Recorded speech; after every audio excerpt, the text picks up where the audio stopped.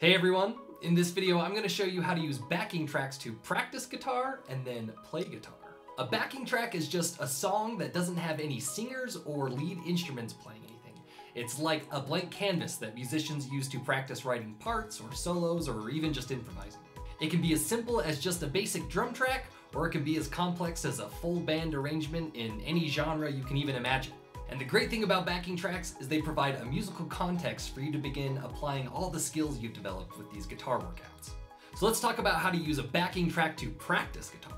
One of the easiest things you can do is try practicing scales along to a backing track, just like you would a metronome. You'll develop all the same skills you would with a metronome, but it'll be more fun because it'll be more than just beep, beep, beep, beep, beep. If I wanted to practice a Li'l Pentatonic scale in the key of G, here's what it sounds like by itself.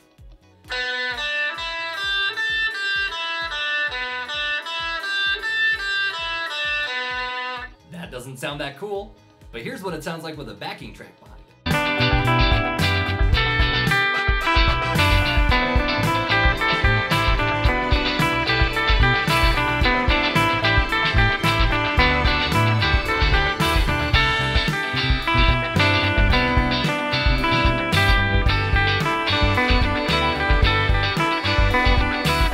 See how much more interesting that sounds?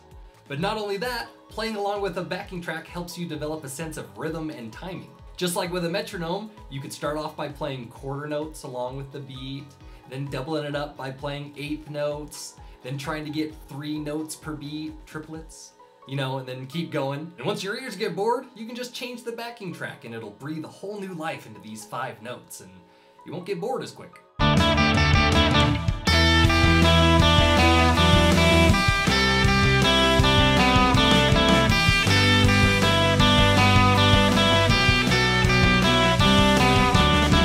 One of the biggest secrets to learning any instrument is just finding a way to make these boring but necessary exercises fun. So here you go.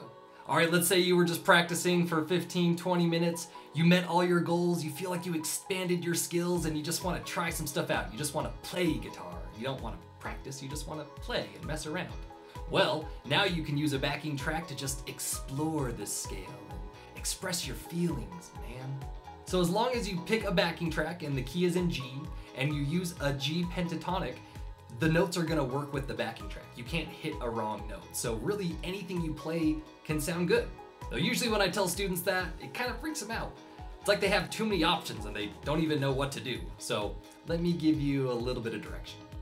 I think one of the easiest things to do would be to pick a strum pattern that we did in level 1, and then try and play that strum pattern on one note and then change to a different note along with the song. Let's say we were doing the strum pattern down, down, down, up, down, up. Then maybe I would go down, down, down, up, down, up, down, down, down, up, down, up.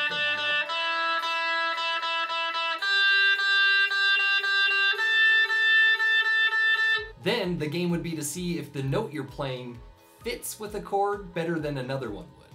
Nothing will sound bad, but some sound better than others. Here's what that might sound like with a backing track.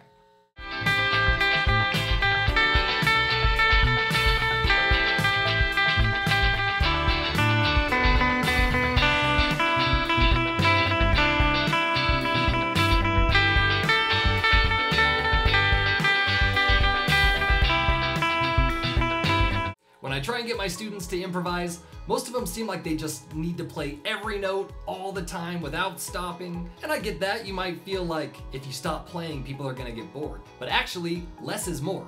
Try hanging around only 2 or 3 notes at a time, and don't be afraid to add a lot of breaks and pauses.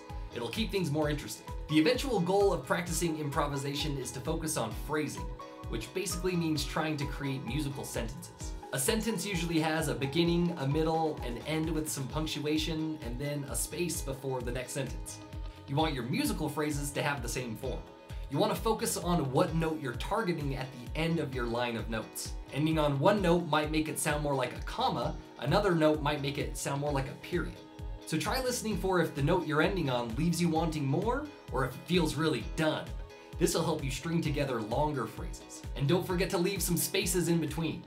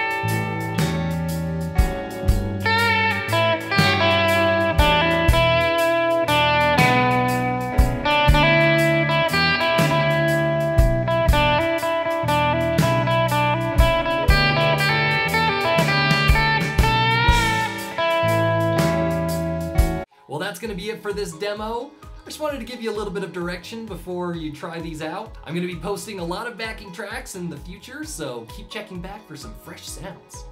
See you there.